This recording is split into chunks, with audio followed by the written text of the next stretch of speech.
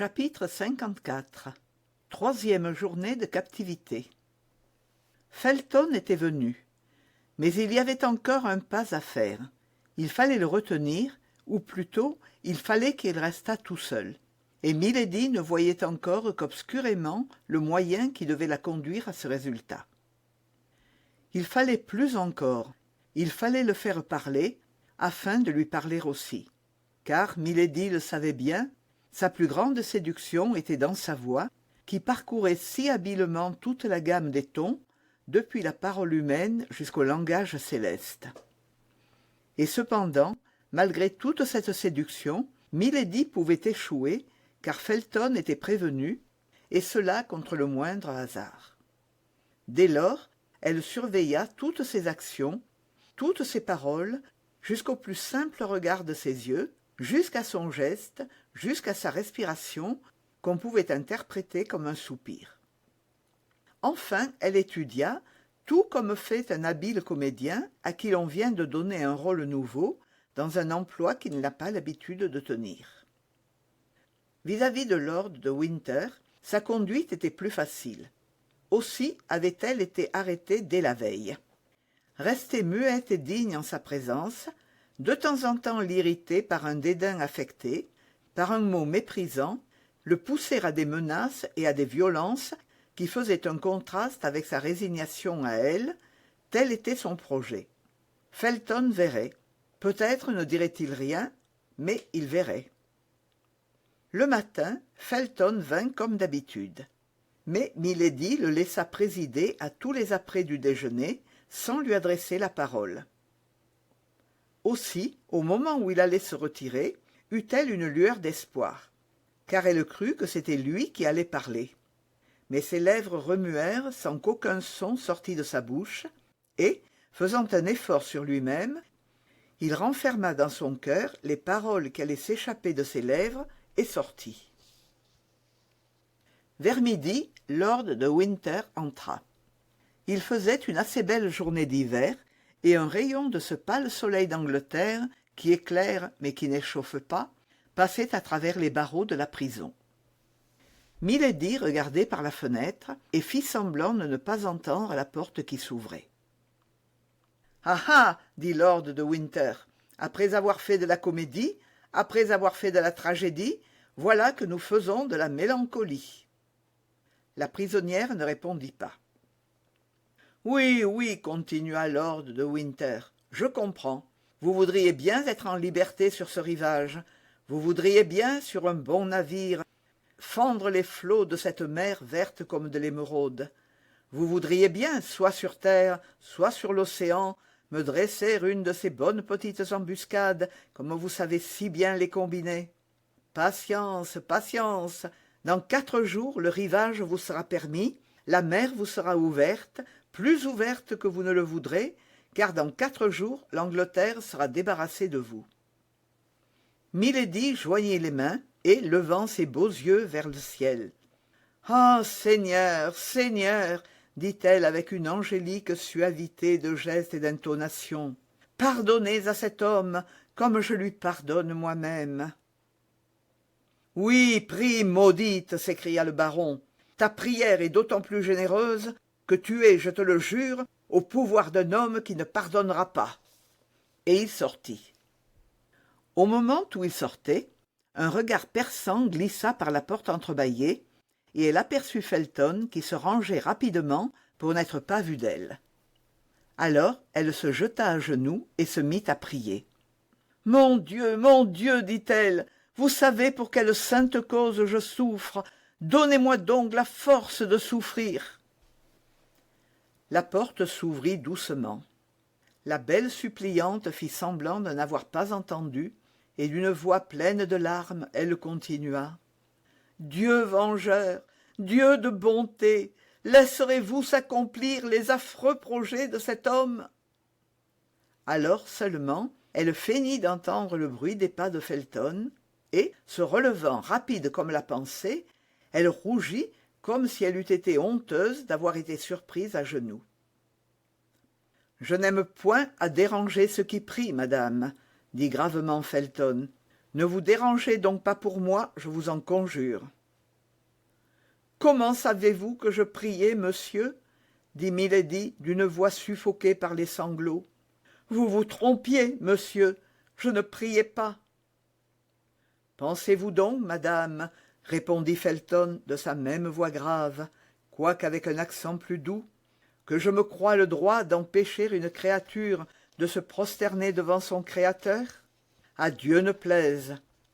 D'ailleurs, le repentir sied bien au coupable. Quelque crime qu'il ait commis, un coupable m'est sacré aux pieds de Dieu. Coupable, moi, dit Milady avec un sourire qui eût désarmé l'ange du jugement dernier. Coupable, mon Dieu, tu sais si je le suis. Dites que je suis condamné, monsieur, à la bonne heure. Mais, vous le savez, Dieu qui aime les martyrs permet que l'on condamne quelquefois les innocents. Fussiez-vous condamné, fussiez-vous martyr, répondit Felton, raison de plus pour prier, et moi-même je vous aiderai de mes prières. Oh, vous êtes injuste, vous, s'écria Milady en se précipitant à ses pieds. Tenez, je n'y puis tenir plus longtemps, car je crains de manquer de force au moment où il me faudra soutenir la lutte et confesser ma foi. Écoutez donc la supplication d'une femme au désespoir. On vous abuse, monsieur, mais il n'est pas question de cela. Je ne vous demande qu'une grâce, et si vous me l'accordez, je vous bénirai dans ce monde et dans l'autre. Parlez au maître, madame, dit Felton. Je ne suis heureusement chargé, moi, ni de pardonner ni de punir, et c'est à plus haut que moi que Dieu a remis cette responsabilité. À vous, non, à vous seul. Écoutez-moi plutôt que de contribuer à ma perte, plutôt que de contribuer à mon ignominie. Si vous avez mérité cette honte, madame, si vous avez encouru cette ignominie, il faut la subir en l'offrant à Dieu. Que dites-vous? Oh, vous ne me comprenez pas. Quand je parle d'ignominie, vous croyez que je parle d'un châtiment quelconque, de la prison ou de la mort? Plût au ciel! Que m'importe à moi la mort ou la prison? C'est moi qui ne vous comprends plus, madame. Ou qui faites semblant de ne plus me comprendre, monsieur, répondit la prisonnière avec un sourire de doute. Non, madame, sur l'honneur d'un soldat et sur la foi d'un chrétien. Comment? Vous ignorez les desseins de lord de Winter sur moi? Je les ignore. Impossible. Vous, son confident? Je ne mens jamais, madame. Oh, ils se cachent trop peu, cependant, pour qu'on ne les devine pas. Je ne cherche rien à deviner, madame. J'attends qu'on me confie, et à part ce qu'il m'a dit devant vous, lord de Winter ne m'a rien confié.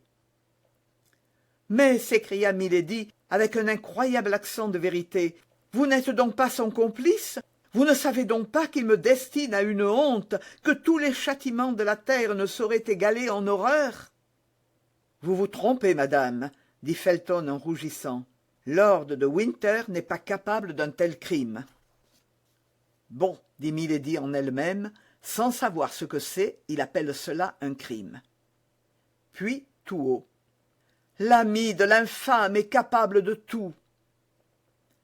Qui appelez-vous l'infâme? Demanda Felton. Y a-t-il donc en Angleterre deux hommes à qui un semblable nom puisse convenir? Vous voulez parler de George Villiers? Dit Felton, dont les regards s'enflammèrent. Que les païens, les gentils et les infidèles appellent duc de Buckingham, reprit Milady. Je n'aurais pas cru qu'il y aurait eu un Anglais dans toute l'Angleterre qui eût eu besoin d'une si longue explication pour reconnaître celui dont je voulais parler. La main du Seigneur est étendue sur lui, dit Felton. Il n'échappera pas au châtiment qu'il mérite. Felton ne faisait qu'exprimer à l'égard du duc le sentiment d'exécration que tous les Anglais avaient voué à celui que les catholiques eux-mêmes appelaient l'exacteur, le concussionnaire, le débauché, et que les puritains appelaient tout simplement Satan. « Oh mon Dieu !» s'écria Milady, « quand je vous supplie d'envoyer à cet homme le châtiment qui lui est dû, vous savez que ce n'est pas ma propre vengeance que je poursuis, mais la délivrance de tout un peuple que j'implore. » « Le connaissez-vous donc ?» demanda Felton. « Enfin, il m'interroge !» se dit en elle-même Milady, au comble de la joie d'en être arrivée si vite à un si grand résultat. « Oh, si je le connais! Oh oui, pour mon malheur éternel !» Et Milady se tordit les bras comme arrivée au paroxysme de la douleur. Felton sentit sans doute en lui-même que sa force l'abandonnait, et il fit quelques pas vers la porte. La prisonnière, qui ne le perdait pas de vue, bondit à sa poursuite et l'arrêta. « Monsieur, s'écria-t-elle, soyez bon, soyez clément, écoutez ma prière. Ce couteau que la fatale prudence du baron m'a enlevé parce qu'il sait l'usage que j'en veux faire. Oh, écoutez-moi jusqu'au bout. Ce couteau, rendez-le-moi 1 minute seulement. Par grâce, par pitié, j'embrasse vos genoux. Voyez, vous fermerez la porte, ce n'est pas à vous que j'en veux. Dieu, vous en vouloir, à vous, le seul être juste, bon et compatissant que j'ai rencontré. À vous, mon sauveur peut-être. 1 minute ce couteau, 1 minute, une seule, et je vous le rends par le guichet de la porte. Rien qu'1 minute, monsieur Felton, et vous m'aurez sauvé l'honneur. « Vous tuez » s'écria Felton avec terreur, oubliant de retirer ses mains des mains de la prisonnière. « Vous tuez » J'ai dit, monsieur, murmura Milady en baissant la voix et en se laissant tomber affaissée sur le parquet. J'ai dit mon secret, il sait tout. Mon Dieu, je suis perdu. Felton demeurait debout, immobile et indécis. Il doute encore, pensa Milady. Je n'ai pas été assez vrai. On entendit marcher dans le corridor. Milady reconnut le pas de lord de Winter. Felton le reconnut aussi et s'avança vers la porte. Milady s'élança. « Oh, pas un mot !» dit-elle d'une voix concentrée. « Pas un mot de tout ce que je vous ai dit à cet homme, où je suis perdue. Et c'est vous, vous !» Puis, comme les pas se rapprochaient, elle se tut de peur qu'on entendît sa voix, appuyant avec un geste de terreur infinie sa belle main sur la bouche de Felton. Felton repoussa doucement Milady, qui alla tomber sur une chaise longue. Lord de Winter passa devant la porte sans s'arrêter, et l'on entendit le bruit des pas qui s'éloignaient. Felton, pâle comme la mort, resta quelques instants l'oreille tendue et écoutant, puis, quand le bruit se fut éteint tout à fait, il respira comme un homme qui sort d'un songe et s'élança hors de l'appartement. « Ah !» dit Milady en écoutant à son tour le bruit des pas de Felton, qui s'éloignaient dans la direction opposée à ceux de lord de Winter. « Enfin, tu es donc à moi !» Puis son front se rembrunit. « S'il parle au baron, dit-elle, je suis perdue. Car le baron, qui sait bien que je ne me tuerai pas, me mettra devant lui un couteau entre les mains, et il verra bien que tout ce grand désespoir n'était qu'un jeu. » Elle alla se placer devant sa glace et se regarda. Jamais elle n'avait été si belle. « Oh oui, dit-elle en souriant, mais il ne lui parlera pas. » Le soir, lord de Winter accompagna le souper.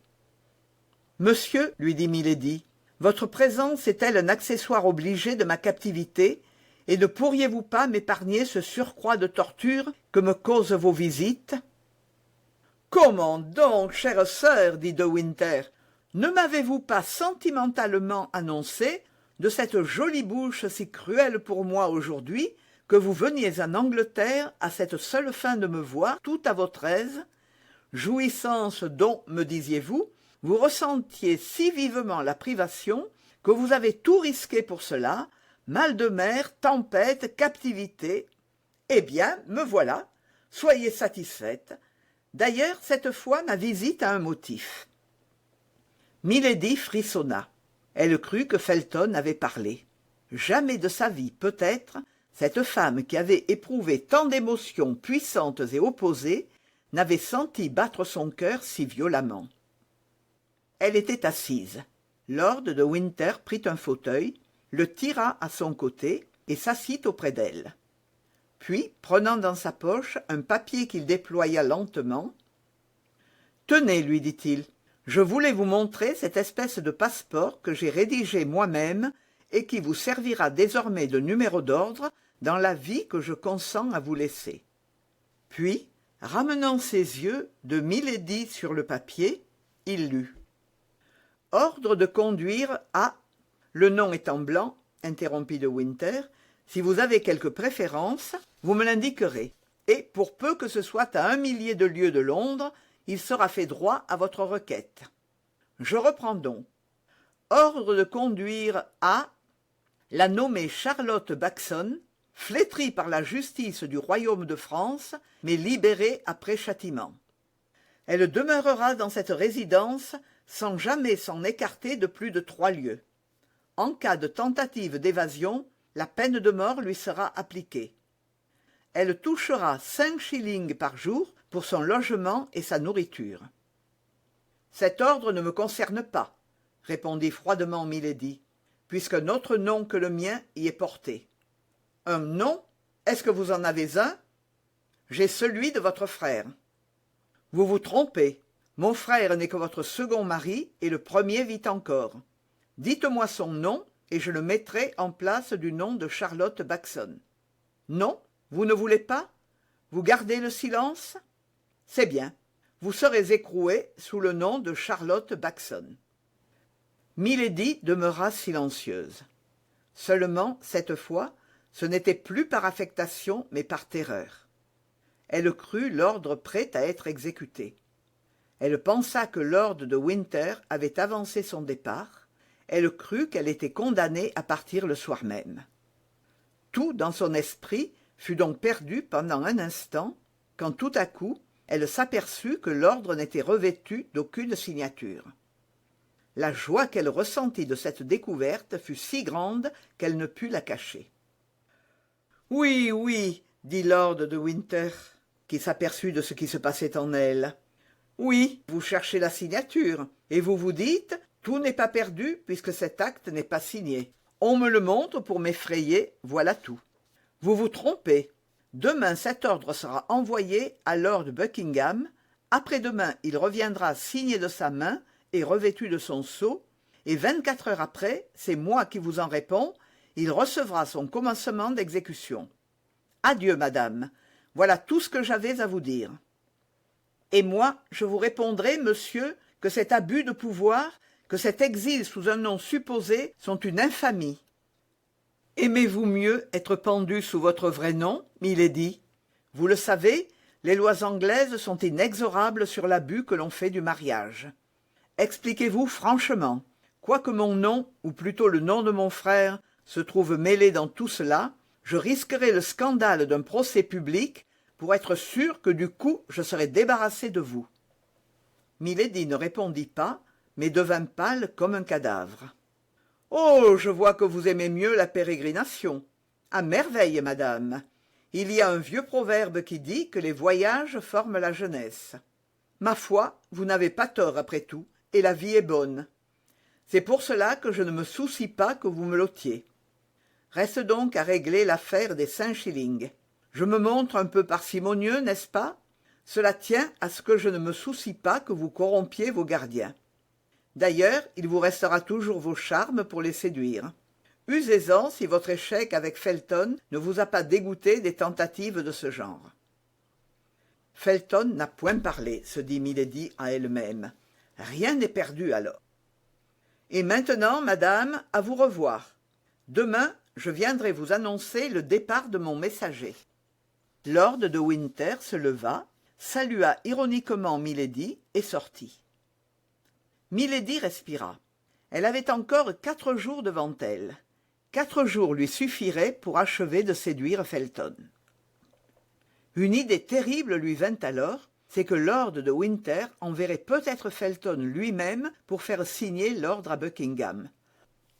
De cette façon, Felton lui échappait, et, pour que la prisonnière réussît, il fallait la magie d'une séduction continue. Cependant, comme nous l'avons dit, une chose la rassurait, Felton n'avait pas parlé. Elle ne voulut point paraître émue par les menaces de lord de Winter, elle se mit à table et mangea. Puis, comme elle avait fait la veille, elle se mit à genoux et répéta tout haut ses prières. Comme la veille, le soldat cessa de marcher et s'arrêta pour l'écouter. Bientôt, elle entendit des pas plus légers que ceux de la sentinelle qui venaient du fond du corridor et qui s'arrêtaient devant sa porte. « C'est lui, dit-elle. Et elle commença le même chant religieux qui, la veille, avait si violemment exalté Felton. Mais, quoique sa voix douce, pleine et sonore, eût vibré plus harmonieuse et plus déchirante que jamais, la porte resta close. Il parut bien à milady, dans un des regards furtifs qu'elle lançait sur le petit guichet, apercevoir à travers le grillage serré les yeux ardents du jeune homme, mais, que ce fût une réalité ou une vision, cette fois il eut sur lui-même la puissance de ne pas entrer. Seulement, quelques instants après qu'elle eut fini son chant religieux, milady crut entendre un profond soupir. Puis les mêmes pas qu'elle avait entendus s'approcher s'éloignèrent lentement et comme à regret.